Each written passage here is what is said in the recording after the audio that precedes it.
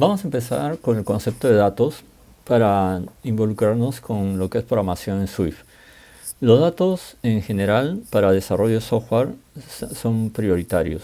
Igual está alrededor de nuestra vida cotidiana, está incluso en nuestro escritorio, porque nuestro teclado, nuestro computadora, etcétera, tiene unas características y si nosotros quisiéramos describirlo, tendríamos que usar eh, ese conjunto de información que se denomina datos, ¿correcto? Entonces, para uniformizar el concepto, vamos a ir con unos ejemplos. Cuando tenemos una compra en internet, típicamente vamos a llegar a la pasarela de pagos. Hasta ese entonces hemos juntado productos en una carrito de compras y esos datos ya están dentro del sistema, dentro de la aplicación, sea web o aplicación móvil. Nos servían para coleccionar la información, puesto que son ofertas, etcétera, de la tienda. Pero cuando nos pide información, son otros datos, son nuestros datos. Aún así, no vemos en la necesidad de incorporarlo, ¿no?, en el software. Esos datos van a viajar a través de nuestra aplicación al banco que corresponda y acreditará la compra.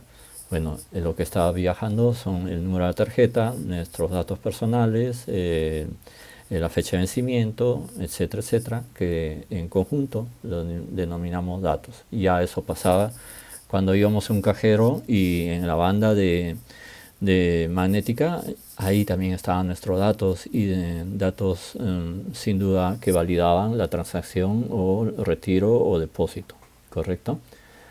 Del mismo modo, vamos a ver otro ejemplo de una biblioteca. Una biblioteca, si nosotros quisiéramos gestionar la información de una biblioteca, qué libros están disponibles, en qué lugar se ubican, etcétera, tendríamos que poner ciertas características de información y todo ese conjunto de información va a requerir un modelo, etcétera, requeriría base de datos, pero finalmente desde el elemento más particular, que es el nombre del libro, autor, fecha de edición, etcétera, desde ese momento ya está convirtiéndose en toda una colección de datos que se va a involucrar al administrar o gestionar el control de la biblioteca.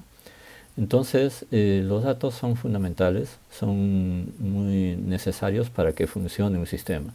Desde esa óptica, los datos para nuestro curso vamos a empezar por conocerlos en el lenguaje Swift, clasificándolos, como ya lo hace también Swift, incluso en su documentación oficial.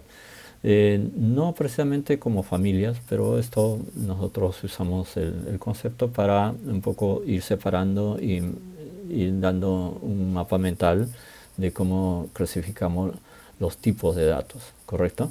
Entonces vamos a ver que los strings se expresan como cadena de caracteres limitados por comillas, dobles generalmente, y a veces se pueden usar comillas simples. En la familia de números son los típicos números, que en el caso de enteros son básicamente números que conocemos típicamente, en los decimales también. Los dobles son decimales que son de mucha precisión y los float de baja precisión. Todo esto lo volveremos a comentar cuando veamos los ejemplos en código.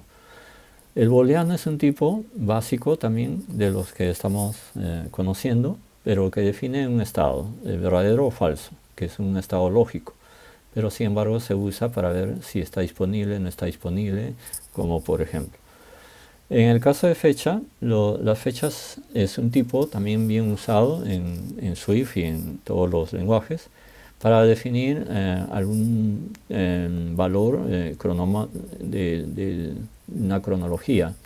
Es decir, podemos ver recordatorios, podemos ver historiales, etcétera, basado en el uso de este campo o de este dato tipo fecha. Los tipos de datos en Swift, tenemos ahí algunos en la columna de Swift y provienen, mejor dicho, la historia o lo anterior en iOS es que anteriormente era definido los tipos a través del lenguaje Objective-C, que provenía del lenguaje C. El C básicamente tenía tipos primitivos, como son entero, float, doble.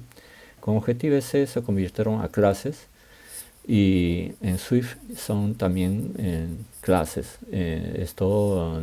Concepto de clases, vamos a verlo en los siguientes videos. Al momento vamos a ir gradualmente aprendiendo. Por ahora nos interesa básicamente conocer los diferentes tipos de datos que maneja Swift. Los tipos de datos, como en el string, usualmente sirven para concatenar o interpolar, según sea el caso.